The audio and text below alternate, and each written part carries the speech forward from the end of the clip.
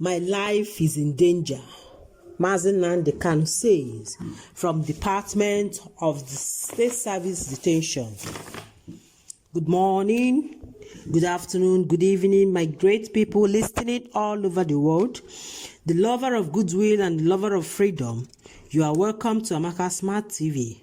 We bring you updates on Biafra news today on the inhuman treatment being meted out as punishment on Mazi Nnamdi Kanu.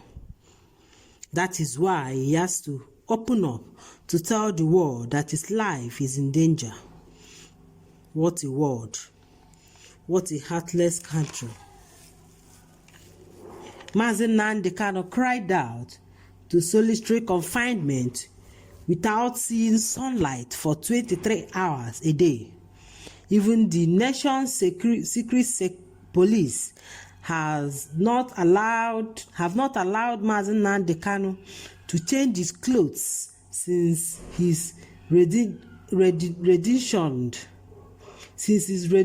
in June. And any detainee that exchanges pleasantries with Mazi Nnamdi Kanu is condemned to a solitary cell or a maximum security punishment. Mazi Nnamdi Kanu's lawyer discloses this to the press in the statement, which was signed by Aloy Ejimako and Ifeanyi Ejiofor. In the statement titled Mazi Nnamdi Kanu's detention condition at the DSS amounts to torture, his lawyer also alleged that the DSS officials did not allow him to have a new pair of glasses since they broke into pieces the one he was using during his abduction in Kenya. Mazi Nnamdi Kanu's lawyer statement reads, "Our client Mazi Nnamdi Kanu has instructed us to make the following information public. 1. That despite a court order to the contrary, the condition of his detention at the DSS headquarters in Abuja continues to be harsh, degrading, and inhuman. 2. That he is solitarily confined to a very tiny cell 23 hours of the day without access to sunlight and any social interaction whatsoever. He believes that this is aimed at inflicting extremely emotional and mentally distress on him and breaking him down psychologically. 3. That any detainee who encountered and greeted him during the single hour he is allowed outside his cell is promptly put in solitary confinement or transferred to maximum security as a punishment for exchanging merely greeting with him, not to talk of any other form of social interaction. 4. That since Nigerian government extraordinarily renditioned him, he has not been allowed to change of any clothing or his Jewish prayer shawl and other religious materials brought to him by his counsel.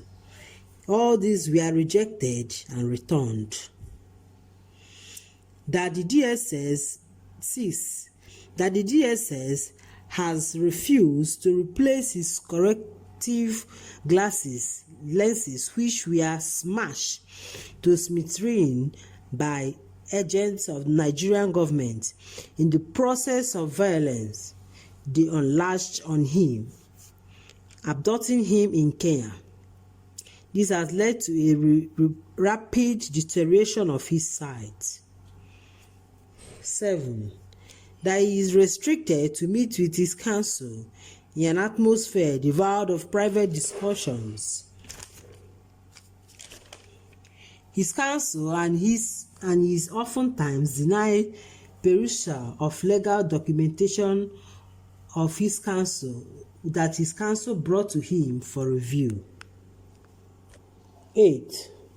That on the 17th July 2021, one of his lawyers, the undersigned barrister Aloy Ejimako was detained and interrogated for hours by the DSS when he came to the DSS on a visit to Mazi Nnamdi Kanu.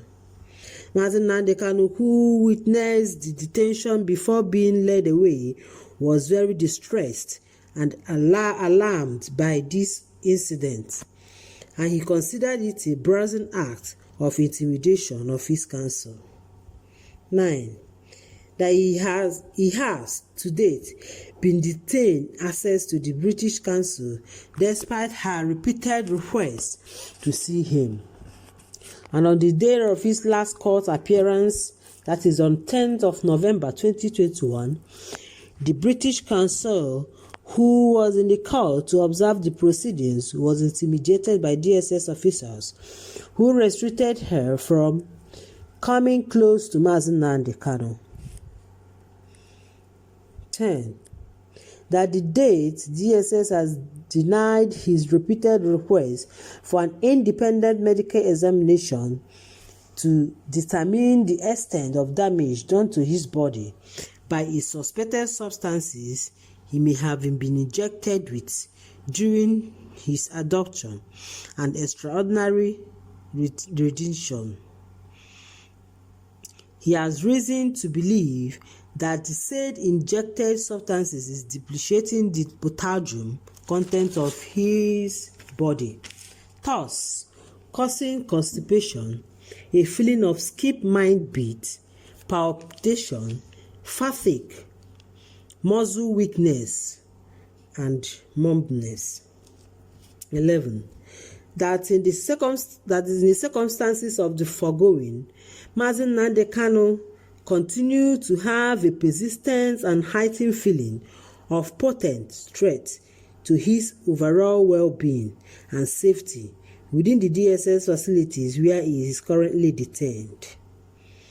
Therefore, we call upon the Southeast leaders, the bishops, the archbishops, Ohaneze Ndigbo, the clergy, and the traditional rulers to treat this matter with urgency in order to release Nnamdi Kanu from the DSS detention. Thank you and God bless you. Also, we have the news that Mazi Nnamdi Kanu has requested for our prayers as his trials before the Nigerian government continues. Please, if you have not subscribed to our channel, Amaka Smart TV, kindly subscribe to our channel.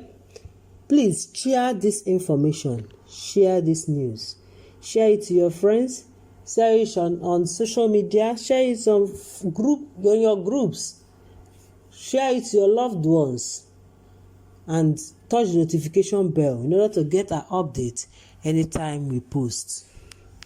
Remain blessed.